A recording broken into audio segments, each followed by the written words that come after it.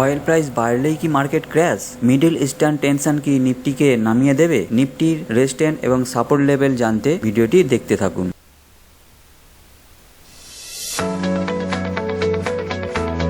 Welcome Govest India channel. Global crude এখন 85 থেকে 90 পার barrel রেঞ্জে ঘোরাফেরা করছে। অয়েল যদি $100 বেশি হয় তাহলে নিফটি শার্প কারেকশন হবে। অয়েল বাড়লে মার্কেট পড়বে আর অয়েল কমলে মার্কেট উঠবে। ট্রেন্ড স্লাইডলি বুলিশ বলা যায়। কালকের market view side ways to slide bearish bias. যদি অয়েল উপরে যায় মার্কেট প্রেসার, যদি অয়েল নিচে আসে bonus possible.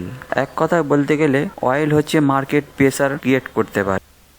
Middle eastern tension বাড়ার কারণে অয়েল প্রাইস এখন 85 থেকে 90 রেঞ্জে রয়েছে। যদি অয়েল প্রাইস আরও বাড়ে তাহলে নিফটিতে ডাউন সাইড প্রেসার আসতেই পারে। লাইভ চার্টে চলে এসেছি। এখন দেখে নেওয়া যাক নিফটি লেভেলগুলো, রেজিস্ট্যান্স এবং সাপোর্ট কীরকম হতে পারে। ক্লোজ থেকে যদি 23,920-তে যদি ওপেন করে তাহলে রেজিস্ট্যান্স হবে 24,111, সেকেন্ড হবে 24,183 এবং থার্ড রেজিস্ট্যান্স হবে 24,218।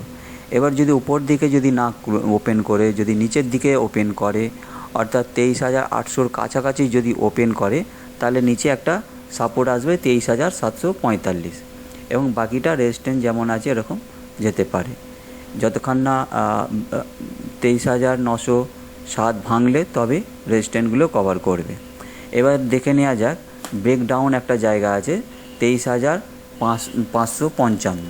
23,555 বড় একটা সাপোর্ট। এই সাপোর্টটা যদি ভেঙে যায় একটা বড় রকমের ব্রেকডাউন হতে পারে।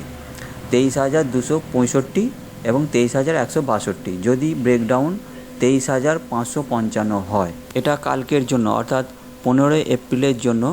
Oil price movement closely watch করুন আর সাবস্ক্রাইব করুন এই রকম ডেইলি মার্কেট আপডেট পেতে।